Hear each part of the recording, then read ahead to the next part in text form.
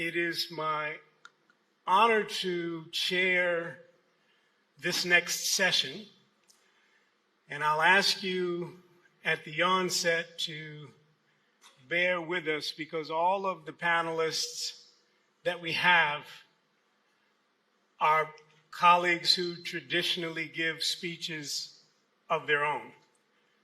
So we're going to try and do something and have a conversation in a relatively short period of time, but it won't do justice to the topic. Our session brings to fore, following the insightful comments of the former Prime Minister, perhaps what may be President Obama's greatest legacy, reconnecting Africans within the diaspora across the transatlantic divide. I will call each of my panelists to come and join the stage, and we will commence. You heard from our first panelist earlier in that we had the occasion to hear a speech that in many ways encompassed what we will be talking about this afternoon. So our first panelist is the Honorable Terence Drew, Prime Minister of the Federation of St. Kitts and Nevis.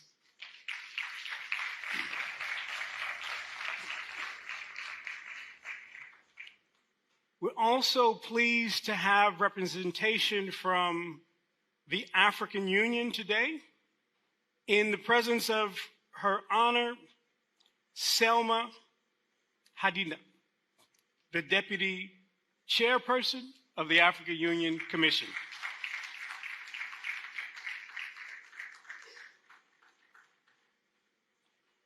A conversation such as the one that we're about to have would not be complete without the voice of the private sector. And so we're very pleased to have one of Nigeria's, no, one of Africa's leading business people to join us, Mr. Adewale Tinubu, who is the Group CEO of Oando.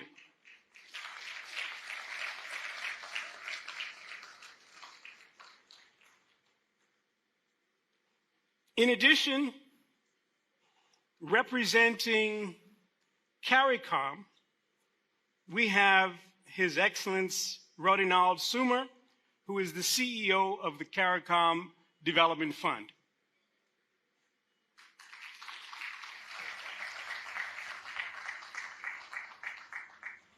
Also, as our discussion really looks at an evaluation of the CARICOM initiative that Afreximbank has launched and not very long ago, we also have representing the Republic of Grenada, Senator the Honorable Claudette Joseph, who is the Attorney General, and also the Minister for Legal Affairs, Labor, and Consumer Affairs.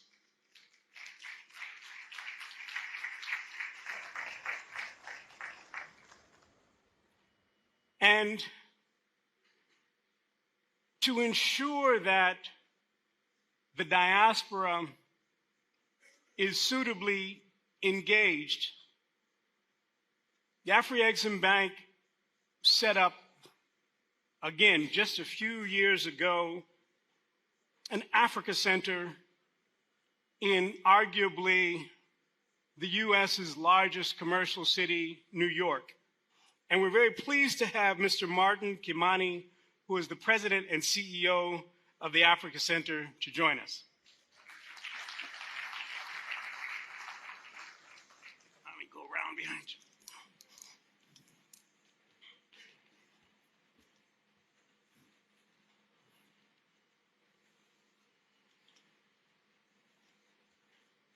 My esteemed panelists, As I said at the onset,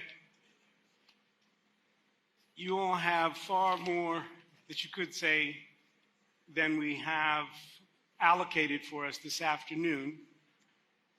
But I wanted to afford you right at the onset an opportunity to give an opening remark on how you've viewed this Caribbean initiative, how you see that we can leverage our common heritage between the continent of Africa and the diaspora, particularly the diaspora of the Caribbean. I'd like to start in the order that I called you all, which means that I'm going to start with the Honorable Prime Minister of the Federal of St. Kitts and Nevis. Please give us your thought. Let me say that this tangible way of the relationship between the people on the continent of Africa and the people in the Caribbean, this is a right step in the right direction.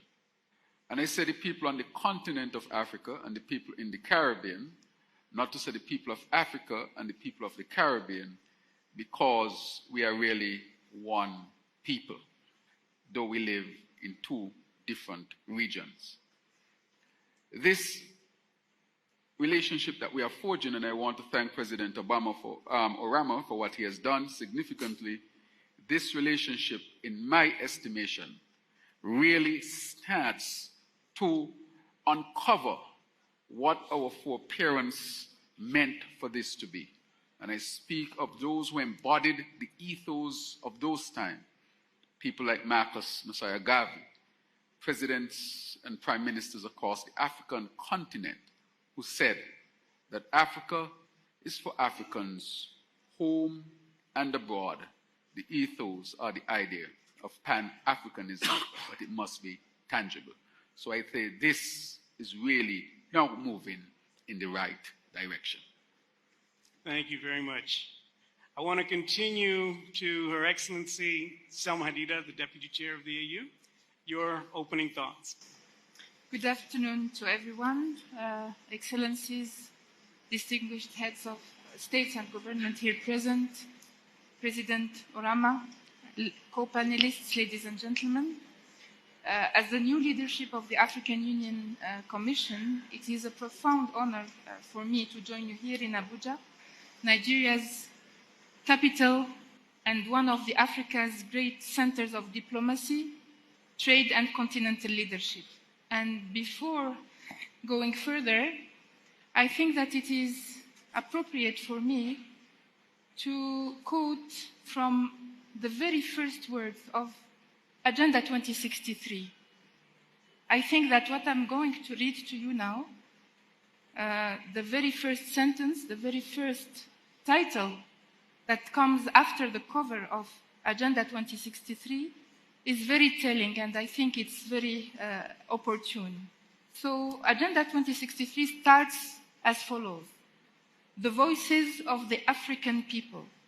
And then you would have a first paragraph that would say, we, the people of Africa and her diaspora. This is how we start our agenda for development for the next 50 years. It was adopted 2013. And it continues to say, united in diversity, young and old men and women, girls and boys from all walks of life, deeply conscious of history, express our deep appreciation to all generations of Pan-Africanists. And it continues to say, in particular, to the founders of the OAU for having bequeathed us Africa with exemplary successes in the fight against slavery, colonialism, and apartheid.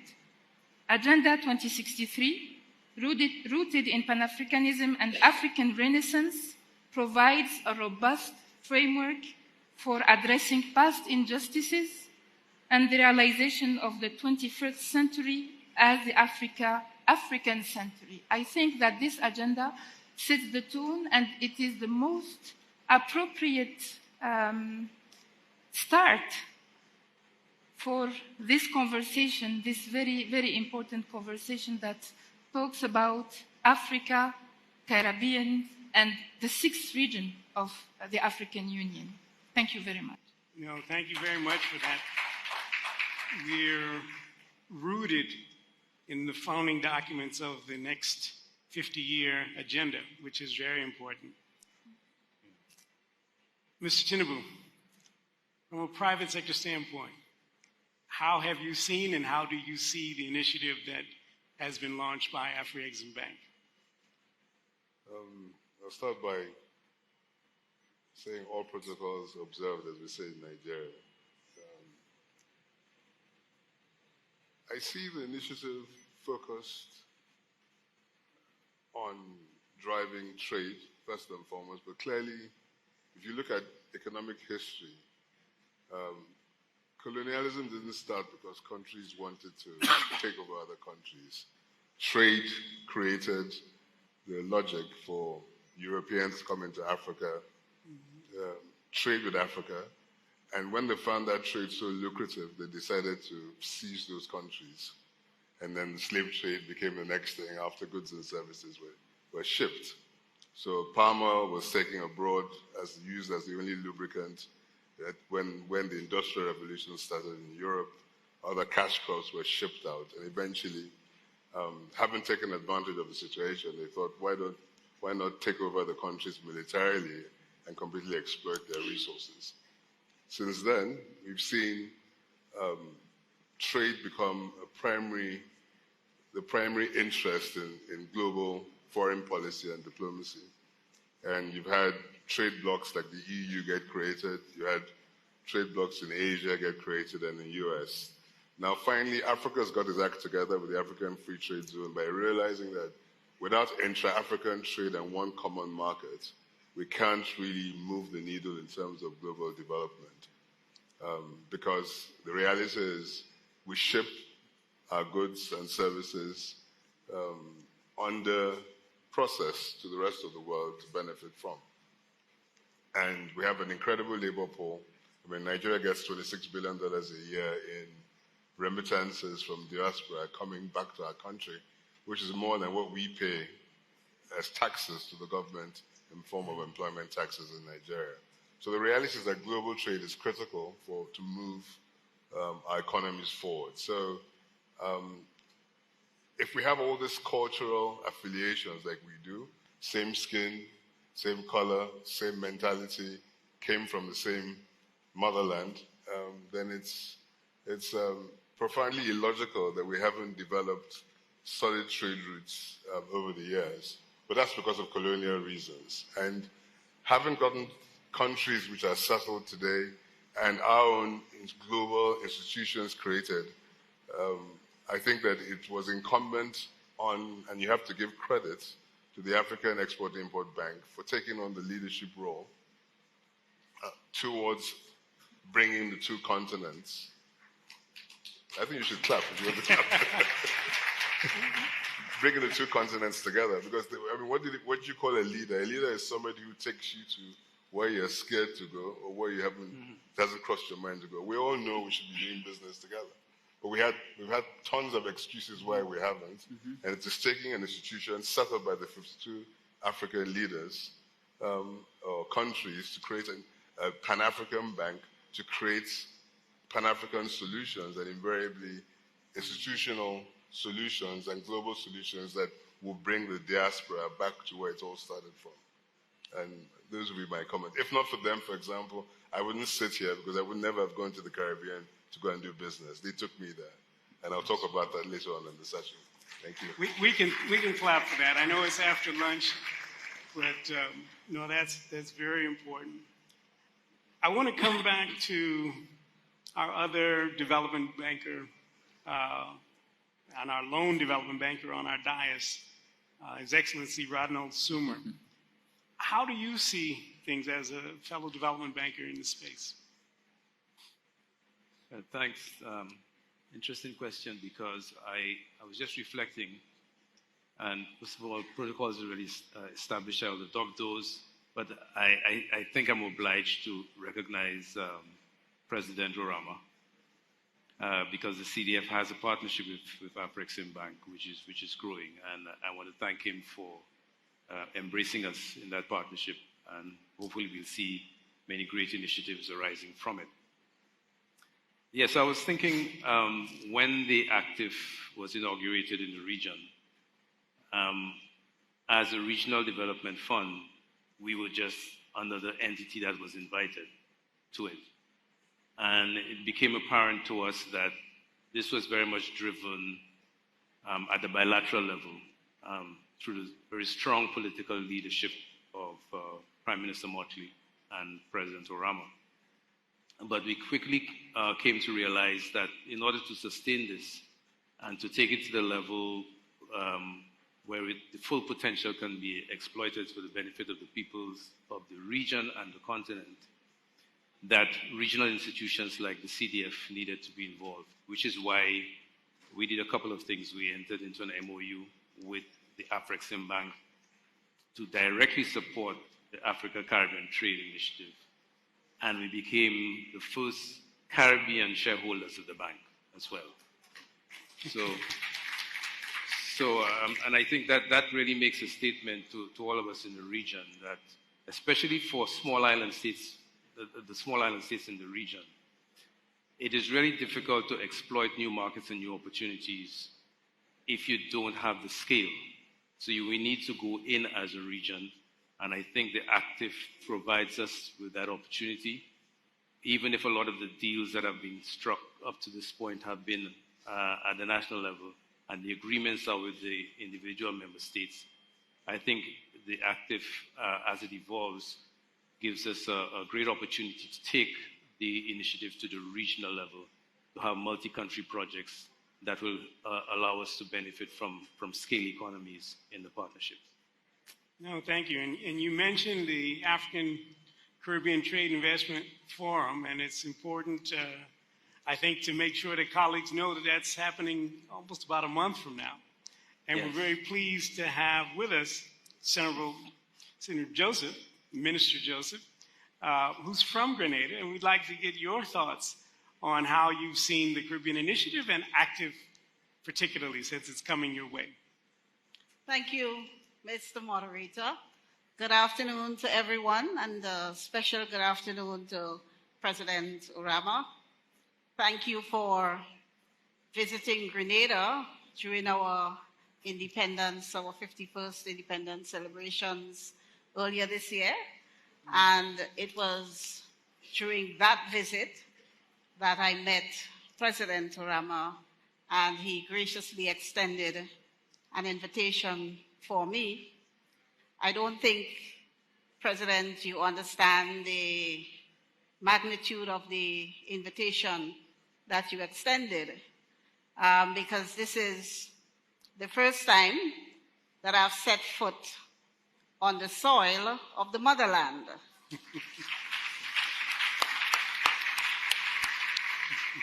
And for many of us in the Caribbean, visiting the motherland is a distant dream, because our former colonial masters have set up the system so perfectly for them that even today we continue to abide the Great Triangle to get to Africa.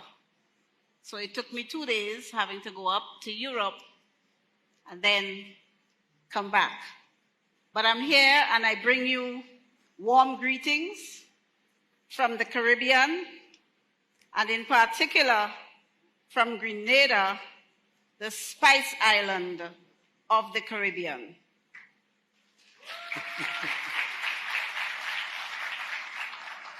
And I wish to here extend an invitation to all of you as we celebrate the 4th edition of the Active between July 28 and 29, 2025.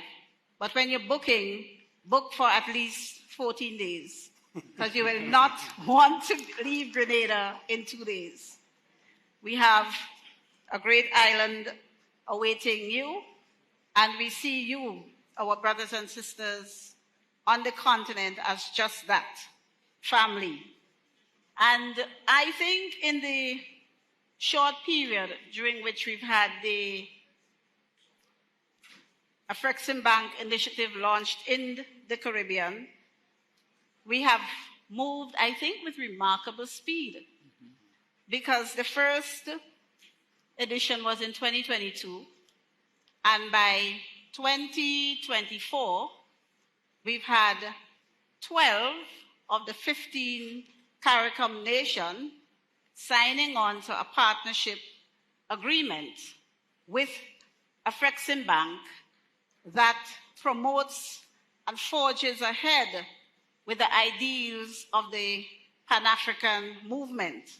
So Afreximbank is the first corporate Pan-Africanist, I think. We've had individuals, we've had the likes of Marcus Garvey and Kwame Nkrumah and W.E.B. Du Bois and so, but I don't think we've ever had a corporate entity being a leader in the Pan-Africanist movement.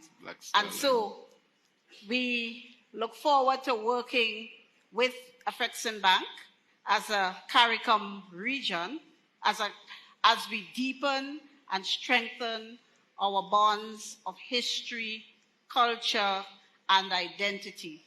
So look forward to seeing you in Grenada. And I'm happy to be here. Thank you. Mr. Kamani, I'd love to hear and have you share with our colleagues your thoughts on the Caribbean Initiative, and a little later I'll ask you a little bit about the role of the Africa Center in driving it beyond the Caribbean and North America. With your preliminary thoughts. Thank you and good afternoon to you all. All protocols are observed with the exception of thanking Professor Orama and the leadership of the bank for bringing us here together.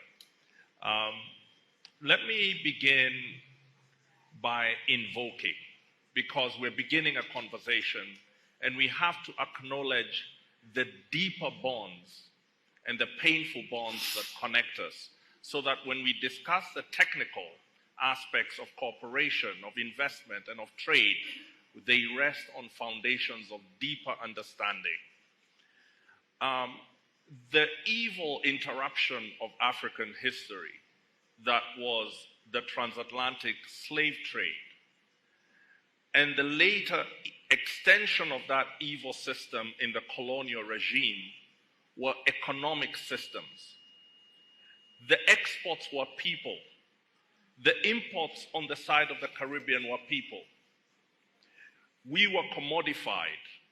Our tears and our pain were only externalities of trade and investment.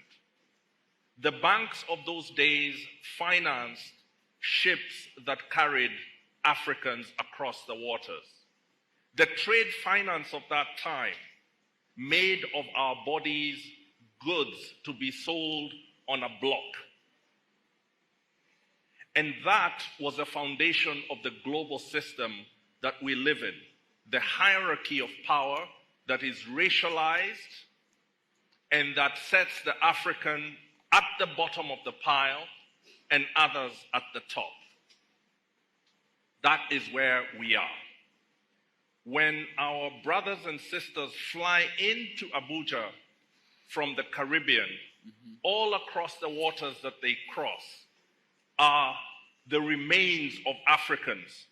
And because we are people who believe in our ancestors, we know that whenever we and our brothers and sisters of the Caribbean meet, that our ancestors are looking on. The ancestors who lost their children here in Africa, the ancestors who could not bear bondage and jumped overboard into the Atlantic, and our ancestors who were enslaved Africans in the Caribbean nations represented here, looking to see, is it possible that we actually returned?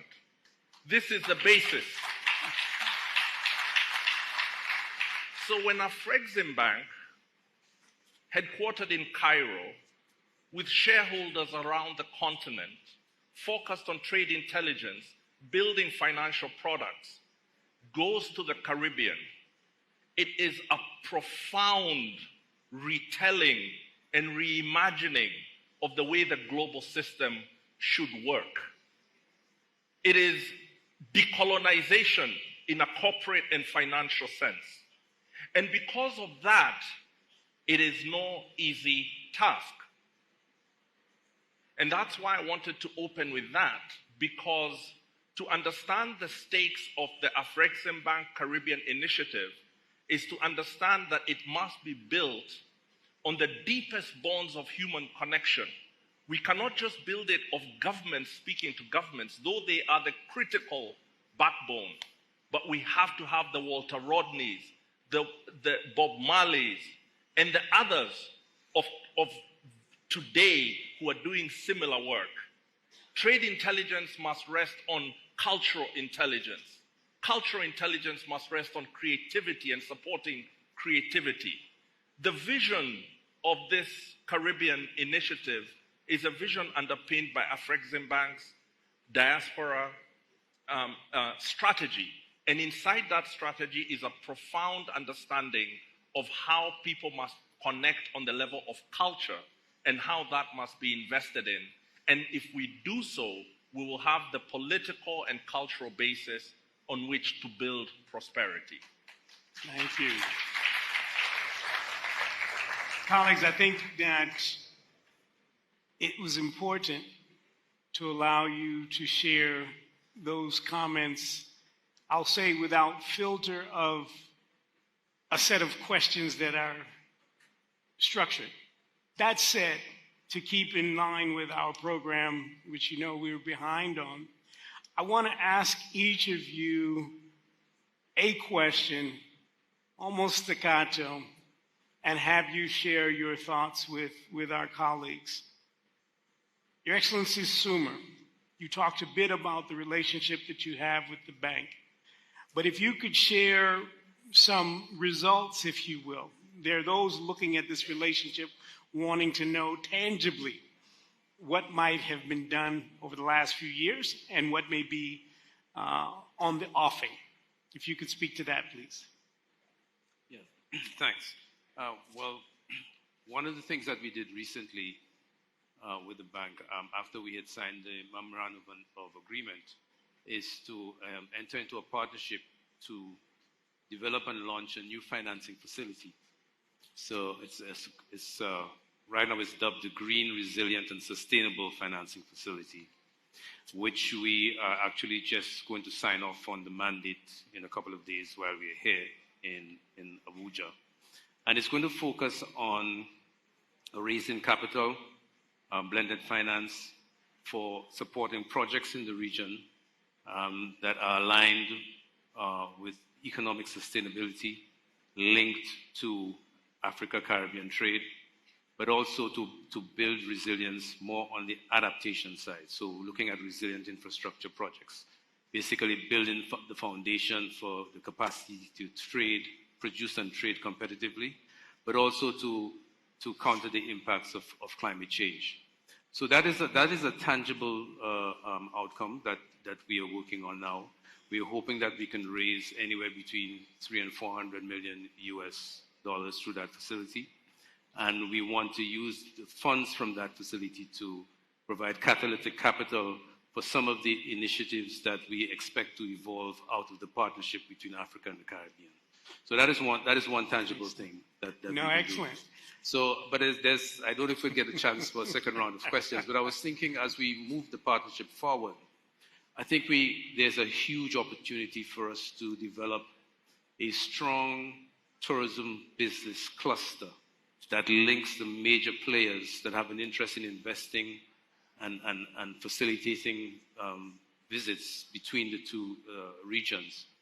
And I think we can use the MANSA platform and the Pan-African Payment Settlement System, which is now being replicated in the Caribbean, to leverage that to set up a network among tourism businesses that would help us to drive demand, while we know that there are many airlines, for example, that are aggressive on the supply side. But I think you ask yourself which should come first, whether it is, do we build the hotels and people will come? Do we put the planes on the routes and they will be filled? I think we need to work on the demand and the supply at the same time. And I think the Mansa platform gives us a good foundation to establish a network of tourism businesses, a cluster that embraces the major players in tourism and hospitality in Africa and the Caribbean to drive that partnership. And maybe we can start it out as a pilot project, which the CDF would be very keen to work on.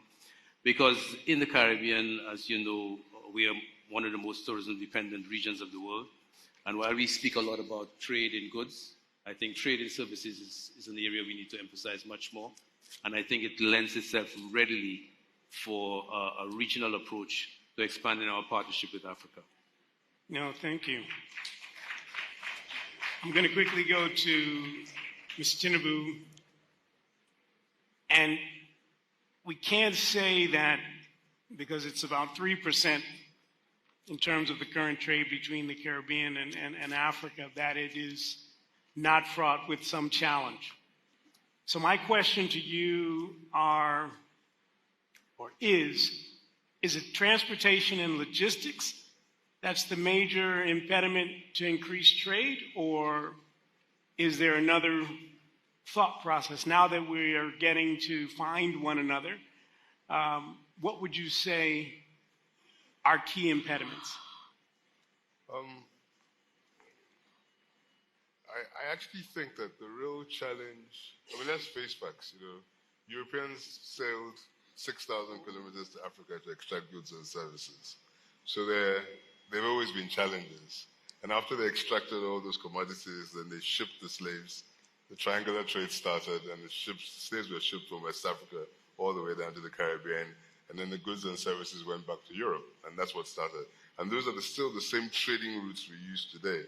Like the Honorable Lady said, she flew first to Europe to get a connecting flight down here. Now, it's not that we don't have airlines, not that we don't have shipping routes. It's not that we don't have corporations who can muster the resources to create air routes or shipping. The reality is the lack of organization which we face. And that organization is, first of all, it's a thought process that says we can achieve something. And then it's the political will to see it through. And then it's the economic will to execute. And if you look at history, trade came first before diplomacy. The trading routes were established, trade started, then governments came in to protect those trade routes because the taxes flowing from those goods and services was very important for stability in host nations who stimulated that trade. And we are at that situation today. So Africa is 3% of global GDP. The Caribbean's GDP is about $85 billion odd. Population is rising. Everybody has a right and wants and demands a better quality of life. So we do need to get organized, and we get organized through our institutions. So once again, you have to commend Professor Arama and the African Export-Import Bank, because without their drive, their skill, their determination, we won't be sitting around this table having this conversation, even though we all know what we need to do. So I'm counterintuitive when I don't think the challenge is, first and foremost, we don't have direct trading routes on shipping, so our shipping cost is higher, right? We don't have direct airlines because there hasn't been the demand exists because Africans fly to Dubai, we fly to Europe, we fly to South Africa. Why don't we fly to St. Kitts and Jamaica and that? So I feel that the first step really is us getting to know our markets, and it's like infrastructure. Public sector helps you provide the backbone to be able to achieve what all individuals can't do simultaneously. And so we're in a race against time. So the bank has set up this conversation. The bank has set up this, the capacity for us to engage. And it's up to businesses to follow through, the private sector. And we have airlines. So I think it's a challenge for Air Peace to start a direct flight route in there. And we should do the same thing towards supporting the Caribbean initiative towards them starting direct air routes. on the shipping, nothing stops us from doing the same thing too. You know, we've already started shipping oil directly from the Caribbean into Africa and vice versa. We're doing it in the private sector. So no reason why we can't transfer those direct routes from wet cargo into dry cargo into shipping. And I'm extremely optimistic that we're on the right track. The bank has done incredible things. It's gone from, you know, $1 billion of shareholders' funds 10 years ago to $7 billion of shareholders' funds at the end of this tenure. It's gone from $7 billion of balance sheet size to $50 billion balance sheet size. So, I mean, I would look forward to, and I don't see any reason why in the next 10 years we can't have the bank go from $50 billion to $250 billion. And that's just one institution in the Afreximbank. If you look at it from a point of view of a multiplier effect, if they do it and the Caribbean institutions start, and we start with shipping, we start with oil, which I do. I'm already doing investments in the Caribbean. We're looking at Guyana, Trinidad. We're doing interesting things already there. And we've moved to commodities and manufactured goods. And everybody takes his own center of excellence. There's no reason why we can't have $500 billion worth of trade over the next 10 years with the Caribbean. Clearly, I know the bank.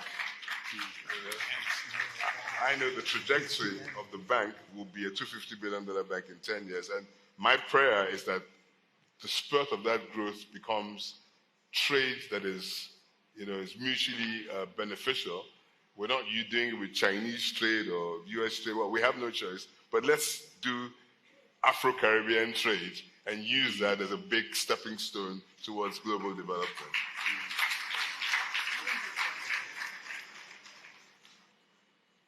I want to go back to a point that was mentioned earlier, and I appreciate what you've said about some of the sectors. Now we've talked about oil and gas. We've also talked about tourism. I wanted to ask the Honorable Deputy Chair, what other industries do you think that we should be focusing on and developing and leveraging through this initiative? Mm-hmm. Thank you very much for this question, but before answering that, I would like to go back to the context that has been so eloquently and ably drawn by Ambassador Kimani. This is in relation to the African Union Theme of the Year 2025, and you might know that this year the theme of the African Union is Justice for Africans and People of African Descent through Reparations. So, as the African Union, while really having chosen strategically that theme, we did not want to merely discuss reparations. We really want to build those reparations. And I think that this is to be done with every credit line extended, every partnership forged, every barrier dismantled, so that we can write together, we co-write together a chapter where justice wears the face of prosperity. And on this, directly related to this, the Afreximbank and the Afreximbank Caribbean Initiative stands out as a bold, tangible, and exemplary model of what reparative, Afro-descendant-led resilient development cooperation should look like. So I think that this is very important to be set as a context for our conversation. When it comes to other areas that can be developed through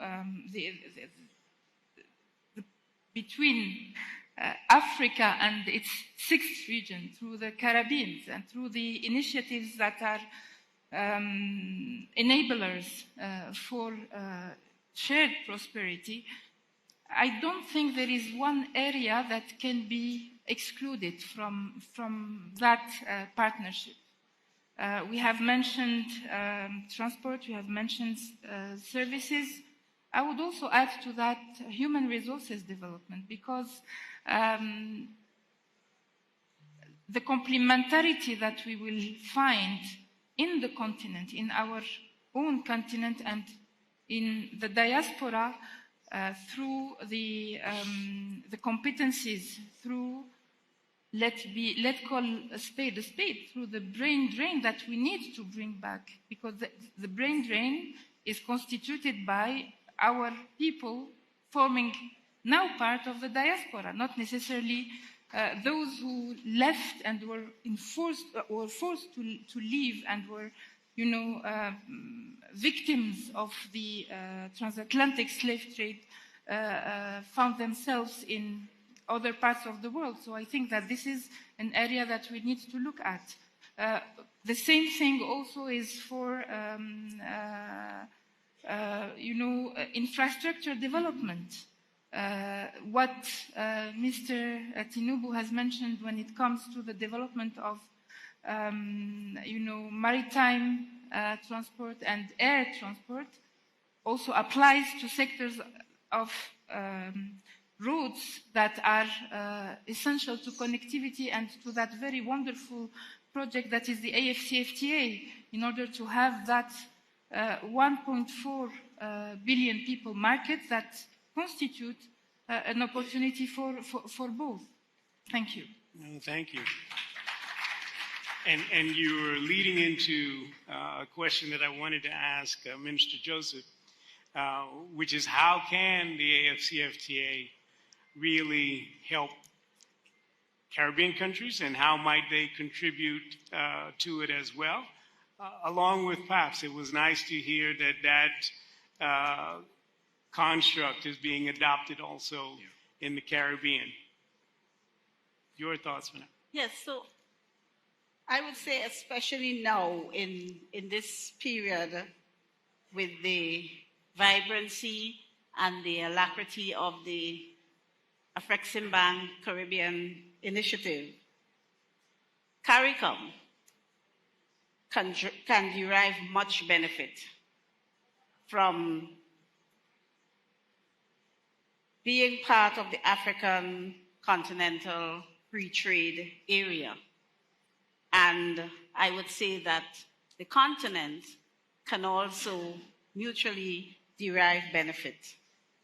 And that is also true for PAPS. Indeed, inspired by the Afreximbank example, the CARICOM region has already set things in motion to establish a version of PAPS. As I said before, we have 12 of the 15 CARICOM member states already signing a partnership agreement. 9 of these countries have ratified the agreement and passed it into domestic law. So the legal framework is already well set in motion.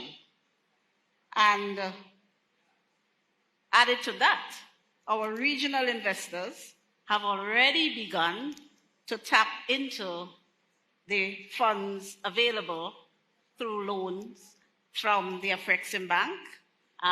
The information I have is that up to $6 billion have already been disbursed or approved by Afreximbank to Caribbean investors.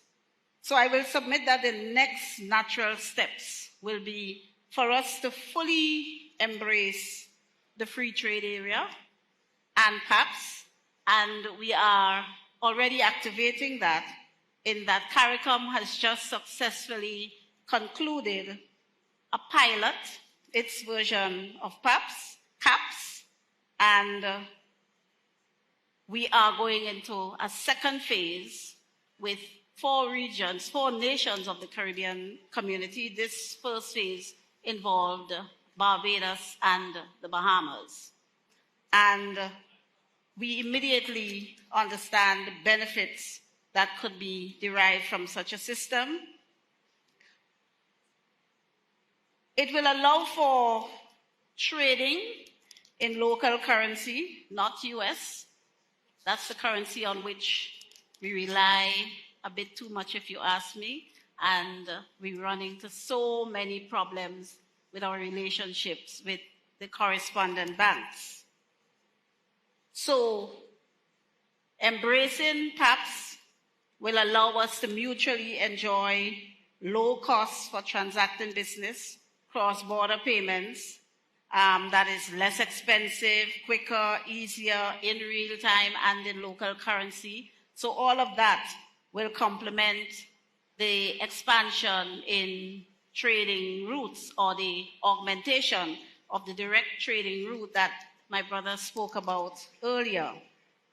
So within CARICOM, we are already inspired by the Afreximbank example and are taking steps, as you can see, to deepen and further integrate our economic and cultural relationship with our brothers and sisters on the continent.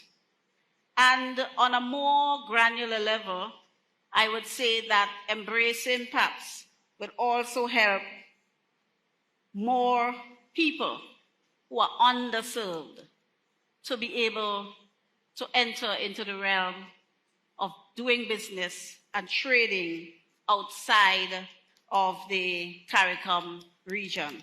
So all around, it's a win-win situation for us. We suffer many challenges with our corresponding banks in the UK and the US. And a lot of conditions and compliance mechanisms are imposed on us. And every time we comply and we think we pass the test, the goalpost moves. So especially in this period where the environment geopolitically, economically is unstable, it's uncertain, I would like to echo the words of former Prime Minister Mr. Patterson earlier when he said we must move with haste to implement these measures and to begin trading more robustly with each other. The way I think about it is that we had the Great Triangle, which built the Europe we know today. That is what built Europe into first world countries. What we need to do as victims of the Great Triangle is to turn that misfortune into blessings for us, cut off the top of the triangle and deal with the middle passage only, Africa and the Caribbean. Cutting off the middleman, as it were. They have already shown us that this particular trade route is quite lucrative. And I say that that route belongs to us, Africa and the Caribbean, literally and figuratively. 13 million of our ancestors are lining the Atlantic seabed. That's our space. That's our property. Our ancestors are lying there. Let's claim it and let's do trade and business directly with each other. Of course, we will need to have legal and regulatory frameworks established. But again, there is another blessing that can come from our misfortune because the colonialists left us, for the most part, with a common law, legal system. So that makes it much easier for us to enact laws, harmonize laws, through which we can trade and do business with each other and build up each other. I hope I answered the question. No, thank you, Honorable Minister. As I said at the onset, colleagues, we weren't going to have enough time to do justice to the topic, and for all of the colleagues that we have in our illustrious panel. I've been signaled that our time has come to an end, and we're just getting started, which means that this is a conversation that will have to continue in Grenada. Please give a round of applause to all of our panelists. Just let me wrap up one thing. As the Prime Minister I want to say something about this, where the Caribbean is, and that this took a lot of political will. Yes. I don't want us ever to forget that. When President Orama came to the region, it was because of political will on behalf of the leaders of the region. That is why we are here today. So I want us to give him a round of applause. That political will has translated into a number of critical, tangible things. For example, I will point out that the trade between the Caribbean and Africa is one of the lowest in the world. It is one of the lowest in the world, which means that there's great opportunity to expand it. I want us to convert that triangular trade into what I will call an Atlantic Bridge Initiative. It was a triangular trade for destruction, but we want to convert it now into an Atlantic Bridge for our benefit. And to wrap up, as I was saying, there are some tangible things that I want to leave with us today as I speak as a head of state and what we are doing with the Afreximbank. One, our financial systems. These can be integrated more to empower all of us. Secondly, the cultural exchanges are critically important. These allow artists, scholars, youths to circulate knowledge and creativity about ourselves. Let me just point out quickly that just recently, because of this relationship, one of the largest aircraft to ever touch down in St. Kitts and Nevis was Air Peace. And that came, and I want to thank, of course, my sister Aisha, who is Nigerian, and she's on the journey to connect the Caribbean and Africa. And the Afreximbank has been the catalyst of all of this. Just recently, I think maybe a week or two ago, she brought Air Peace to the Caribbean with a whole set of our brothers and sisters from right here for cultural exchange, but also to demonstrate how we can improve trade between the Caribbean and Africa. So even though it was catalyzed and started by the Afreximbank, you can see it's already extended beyond the Afreximbank, for this was an initiative between her group and, of course, the Ministry of Culture and Small Business in St. Kitts and Nevis. So already we are seeing the tangible impact of what this would cause. I would also point, my brother Kenya here, we have also started to look at universities on the African continent. We never really did before.